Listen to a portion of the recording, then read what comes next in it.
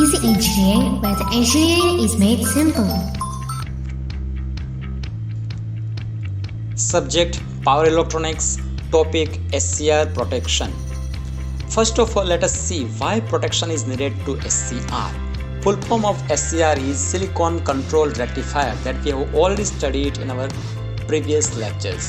સૌથી પહેલાં તો SCR જે છે ખૂબ ડેલિકેટ ડિવાઇસ છે.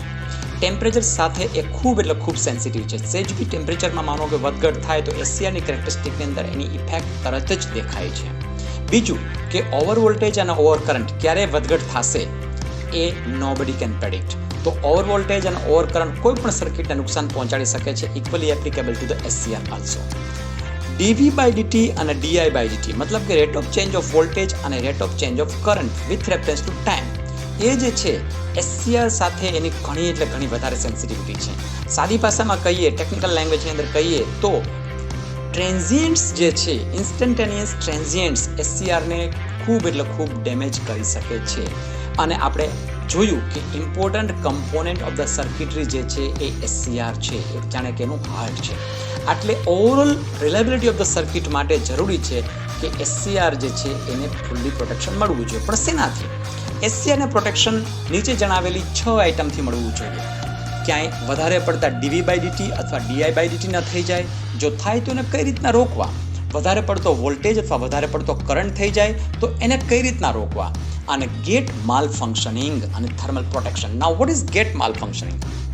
ગેટ માલ ફંક્શનિંગ એટલે કે SCRનું જે ગેટ છે કે જેને આપણે પલ્સ આપી અને SCRને ટ્રિગર કરીએ છીએ, મતલબ કે SCRને ચાલુ કરીએ છીએ, એ ગેટને પલ્સ આપ્યા વગર SCR પોતાની જાતે ચાલુ થઈ જાય, જાણે કોઈ ભૂત ચાલુ કરી જાય. So something like that how is the SCR turns on without applying pulse to the gate? This is known as gate malfunctioning. Okay, this is not done by any booth, but it is due to the malfunctioning of the SCR due to various factors. And the last topic is that of the thermal protection. આ બધી વસ્તુઓ જે છે આપણે આ લેક્ચરની અંદર study કરશું. Now let us take first of all dV/dt. અહીંયા જે પ્રકારે લાલ એરો દ્વારા તમને જંક્શન J2 બતાડ્યું છે ત્યાં કેપેસિટન્સ ડેવલપ થશે જ્યારે વધારે પડતો voltage with reference to time આવશે ત્યારે, મતલબ કે હાઈ ટ્રેન્ઝિયન્ટ આવશે ત્યારે J2ના અક્રોસમાં વોલ્ટેજ વધશે, કેપેસિટન્સ વધશે. એને કારણે ચાર્જિંગ કરંટ ફ્લો થશે લીકેજના ભાગરૂપે. અને એ જે ચાર્જિંગ કરંટ જે છે એ આ જંક્શન કે જે ખરેખર રિવર્સ બાયસ છે, તમે જોઈ શકો છો એનોડ તરફ નેગેટિવ અને કેથોડ તરફ પોઝિટિવ, એને બ્રેક કરી નાખશે. Even in the absence of gate pulse. The booth about which we were talking is this, કે જેના કારણે ગેટનું જે છે માલ ફંક્શનિંગ થઈ જાય છે અને SCR જે છે એ ચાલુ થઈ જાય છે. દસ પ્રોટેક્શન આ માટે આપણે અહીંયા આપવું પડે. કોનું? High dV/dt. હવે કઈ રીતના આપી શકીએ? તો એનું પ્રોટેક્શન આપણે આપી શકીએ છીએ RC નેટવર્ક દ્વારા. RC નેટવર્કને આપણે સ્નબ્બર સર્કિટ તરીકે ઓળખીએ છીએ. ડાબી સાઈડમાં સ્ક્રીનમાં તમને જે દેખાય છે એ કેપેસિટન્સ રેઝિસ્ટન્સનું નેટવર્ક છે, સિરીઝમાં કેપેસિટર રેઝિસ્ટર. અને લેફ્ટ સાઈડે જે સર્કિટરી બતાડેલી છે એમાં SCRની અક્રોસમાં મતલબ કે પેરેલલમાં R અને C આપણે મૂકેલા છે. આ પ્રકારે R ને C તમે જો પેરેલલમાં રાખી દો, અક્રોસમાં રાખી દો, તો SCR જે છે એ હાઈ dV/dt થી પ્રોટેક્ટ થઈ જાય. હાઈ ટ્રેન્ઝિયન્ટ જે છે એ કેપેસિટર થ્રુ રેઝિસ્ટર એબ્ઝોર્બ થશે અને તમારું SCR જે છે એ હંમેશા સેફ રહેશે. નેક્સ્ટ છે હાઈ di/dt. તમે SCRને ચાલુ કર્યું, એના ચાર્જ કેરિયર જે છે સામે સ્પ્રેડ રેપિડલી થઈ જાય છે, પરંતુ જો આવનાર કરંટ છે di/dt એ ખૂબ વધારે થતો હશે તો લોકલ હોટસ્પોટ જનરલ થશે, આમાં દેખાડ્યું છે એ પ્રકારે. અને એ જે છે આપણા SCRને ડેમેજ કરી શકે છે અને આખી સર્કિટ જે છે એ સળગી ઉઠી જઈ શકે છે. માટે તો di/dt થી પ્રોટેક્ટ કરવા માટે શું કરવું જોઈએ? આપણે જોઈએ છીએ કે ઇન્ડક્ટરની સર્કિટની અંદર જોયું કે the property of inductor is what? The property of inductor is to always oppose the change in the current, right? It is as in accordance with the Lenz law that we have already studied in the lower standards. તો જ્યારે પણ change આવશે કરંટમાં, inductor will always oppose, whether it is downing whether it is upping, right? તો plus હોય કે minus હોય, inductor જે છે it will always keep on opposing it. એટલે જ્યારે પણ આ રીતના કોઈ ટ્રેન્ઝિયન્ટ આવશે તો એ ટ્રેન્ઝિયન્ટને આ ઇન્ડક્ટર જે છે ઓપોઝ કરશે અને તમારો di/dt ટાઈપના ટ્રેન્ઝિયન્ટ્સ છે એનાથી તમારા SCRને પ્રોટેક્શન મળશે. આ સર્કિટ અહીંયા જે L બતાડ્યું છે એ ઇન્ડક્ટર, હમણાં જે આપણે જે જોયું કોપરની કોઇલ, એ આ જ કોઇલ જે છે એ કોઇલ ત્યાં આપણે અહીંયા સિરીઝમાં આ રીતના મૂકેલી છે અને SCRની સિરીઝમાં મૂકવાથી જ્યારે પણ કોઈ di/dt જેટલા ટ્રાન્ઝિયન્ટ્સ આવશે તો ઓટોમેટિકલી આ L જે છે એને પ્રોટેક્શનમાં આવી જશે. 10 di/dt ના હાઈ ટ્રાન્ઝિયન્ટ આવે તો એ SCRને આવે એની પહેલાં અસર કરે, એની પહેલાં ઇન્ડક્ટર જે છે એને રોકી લેશે. એટલે આ પ્રકારે આપણે di/dtનું પ્રોટેક્શન ઇન્ડક્ટરને સિરીઝમાં મૂકીને આપી શકીએ છીએ. Next comes the over voltage protection. Over voltage બે પ્રકાર થઈ શકે છે, આઈધર ઇન્ટરનલ રીઝન્સને કારણે અથવા એક્સટર્નલ રીઝન્સને કારણે. Let us first discuss the internal over voltage. તો ઇન્ટરનલ ઓવર વોલ્ટેજ ક્યારે પણ આવશે તો આપણે ખબર છે કે મોટાભાગની સર્કિટરી જે છે દે are inductive in the nature. For example આપણો સીલિંગ ફેન ગણી લો, ઇન્ડક્ટિવ મોટર્સ ગણી લો કે બીજા કોઈ પણ load, mostly they are inductive in nature. Due to that V = L di/dt જેટલો વોલ્ટેજ જનરેટ થશે. આ હાઈ રિવર્સ રિકવરી વોલ્ટેજ જે છે એ જો break over of the voltage of SCR કરતાં વધારે હશે તો SCRને બ્રેક કરી દેશે. Why this generates? Due to the abrupt commutation. Now this new terminology, right? Commutation. So what is commutation? અત્યારે ખાલી આપણે શોર્ટમાં એટલું સમજી લઈએ કે commutation is a process of turning off of an SCR. SCRને બંધ કરવાની જે પ્રક્રિયા છે that is known as commutation. SCRને ચાલુ કરવા માટે તો આપણે જોયું કે તમે ગેટ પલ્સ આપો, પરંતુ SCRને બંધ કઈ રીતના કરવો એ આપણે સ્પેશિયલી એનો એક અલગથી લેક્ચર લેશું.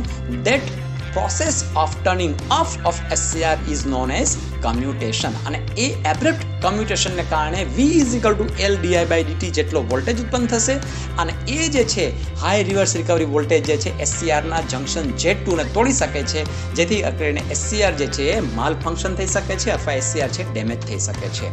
Now what are the external reasons of over voltage? બહુ ક્લિયર છે, લાઇટનિંગ હોઈ શકે છે, હેવી લોડનું સ્વિચિંગ થઈ શકે છે, ટ્રાન્સફોર્મરનું સ્વિચિંગ થયું હોઈ શકે છે ઓન કે ઓફ, અને ઇન્ડક્ટિવ લાઇનનું સ્વિચિંગ થઈ શકે છે. આ બધા કારણોસર જે છે એ હાઈ વોલ્ટેજ જનરેટ થયેલો હોઈ શકે છે. નાવ ઓવર વોલ્ટેજનું પ્રોટેક્શન કઈ રીતના આપવું? તો સૌથી પહેલાં તો ઓવર વોલ્ટેજનું પ્રોટેક્શન આપણે સ્નબર સર્કિટ મારફત આપી શકીએ છીએ.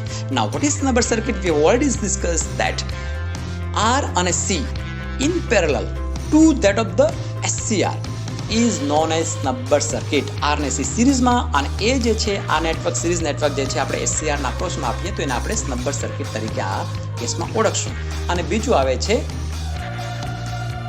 Non linear surge સપ્રેસર્સ. સ્નબ્બર સર્કિટ વિશે આપણે ઓલરેડી ભણી ગયા છીએ આ જ વિડીયોની અંદર, અને નોન લિનિયર સર્જ સપ્રેસર શું છે એ આપણે હવે જોઈએ. નોન લિનિયર સર્જ સપ્રેસર્સ નામથી જ બતાડે છે કે એક પ્રકારના સ્પેશિયલ ડિવાઇસ છે which offer very high resistance in normal condition. મતલબ કે નોર્મલ કન્ડિશનમાં they do not allow the current to pass through it. પરંતુ જેવું માનો કે કોઈ ટ્રાન્ઝિયન્ટ કન્ડિશન આવી તો એમાં ખૂબ એટલે ખૂબ લો રેઝિસ્ટન્સ થઈ જાય છે, રાઈટ? આવી એની સ્પેશિયલ કેરેક્ટરિસ્ટિકને કારણે જ્યારે માનો કે ટ્રાન્ઝિયન્ટ આવશે તો લો રેઝિસ્ટન્સ હોવાને કારણે કરંટ એમાંથી પસાર થઈ જશે અને આપણું SCR જે છે એ બચી જશે. સો આ ટાઈપના જે નોન લિનિયર રેઝિસ્ટન્સ જે છે એ ખૂબ એટલે ખૂબ કામમાં આવે છે. નોન લિનિયર રેઝિસ્ટન્સ આપણે જે સિલેબસમાં છે એ આપણે જોશું તો વેરિસ્ટર, સેલેનિયમ સર્જ સપ્રેસર્સ અને એવેલેન્ચ ડાયોડ, આ ત્રણ જે છે એ આપણે ભણવાના છીએ. વેરિસ્ટરનું આખું નામ છે વોલ્ટેજ ડિપેન્ડન્ટ રજિસ્ટર અથવા VDR. એ VDR તરીકે ઓળખાય છે અને આખું નામ છે વોલ્ટેજ ડિપેન્ડન્ટ રજિસ્ટર. એ જે છે મોટાભાગે હાઈ વોલ્ટેજના સર્જ પ્રોટેક્શન માટે ઉપયોગમાં આવે છે અને ઓટોમેટિકલી એનું રેઝિસ્ટન્સ હમણાં જે પ્રકાર કીધું પ્રકાર વોલ્ટેજ ચેન્જ થાય એની સાથે સાથે થઈ જશે. અને characteristic more or less like to zener diode. આ ડાબી સાઈડે જે છે એ વેરિસ્ટર ડાયોડનું પિક્ચર છે અને જમણી સાઈડે જે છે એ એનો સિમ્બોલ છે. આ એની કેરેક્ટરિસ્ટિક તમે જુઓ, જેમ જેમ માનો કે વોલ્ટેજ વધ્યો એમ એનું રેઝિસ્ટન્સ જે છે એ ઘટતું જાય છે. આ એની જનરલ ડાયોડ જેવી કેરેક્ટરિસ્ટિક છે. Now next comes the selenium surge separator. એ પણ જે છે જનરલ ડાયોડ જેવું જ છે. Very little current flows in the normal operation, but beyond operating point જેવો માનો કે આપણા જનરલ ડાયોડની જેમ માનો કે 25 વોલ્ટેજનો હતો, 25 વોલ્ટેજ સુધી એ શાંત બેસશે, પણ જેવા 25 વોલ્ટેજથી વધારે વોલ્ટેજ રિવર્સમાં થયા એટલે general diode comes in to the picture and starts flowing the huge amount of current across it. Thus, in the same way, this also protects circuit from the over voltage. આ selenium surge સપ્રેસરનો photo છે. Next આવે છે એવેલેન્ચ diode. એવેલેન્ચ diode તમે આની પહેલા આપણે ભણી ગયા છો.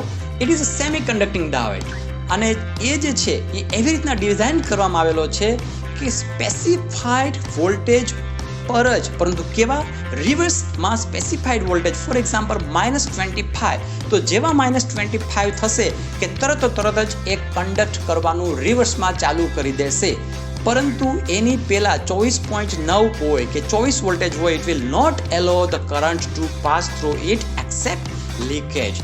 નાઉ what the word avalanche means. Avalanche શું છે? એવેલેન્સનો મતલબ મેં માર્ક કર્યું છે કે મોટા ભાગના છોકરાને ખબર જ હોતી નથી. Any idea to anybody? Think on what is the એવેલેન્ચ.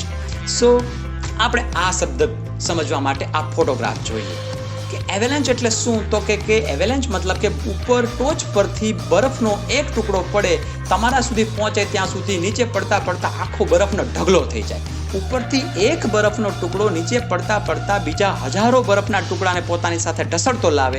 આ ઇફેક્ટને આપણે એવેલેન્ચ ઇફેક્ટ કહીએ છીએ. હવે અહીંયા કઈ રીતના પિક્ચરમાં આવી, તો કે અહીંયા એવેલેન્ચ ડાયોડ જે છે એની અંદરથી ઉપરથી એક ઇલેક્ટ્રોન માનો કે કોલાઇડ થાય છે, તો બીજા હજારો ઇલેક્ટ્રોન્સ છૂટશે. એ હજારો ઇલેક્ટ્રોન્સ લાખો ઇલેક્ટ્રોનને છૂટા પાડે. આ પ્રકારે માનો કે ડાયોડ જે છે કામ કરશે. આ ઇફેક્ટને આપણે એવેલેન્ચ ડાયોડ ઇફેક્ટ કરશું. તો આ જેનર ડાયોડથી કઈ રીતના જુદું પડે છે? જેનર ડાયોડની અંદર જે છે એ પીએન જંકશનના આક્રોસમાં જે ફિલ્ડ હોય, કયું? ઇલેક્ટ્રિકલ ફિલ્ડ, એ હેવી હોવું જોઈએ અને એમાંથી ઇલેક્ટ્રોન છૂટો પડે છે.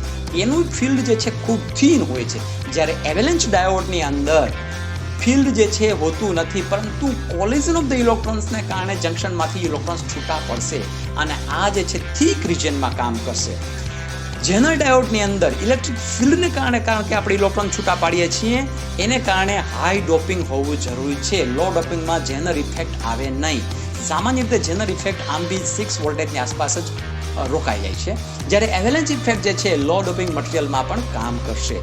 એવેલેન્ચ બ્રેકડાઉન જે છે એ ઇન્વર્સલી પ્રોપોર્શનલ ટુ ધ ટેમ્પરેચર છે.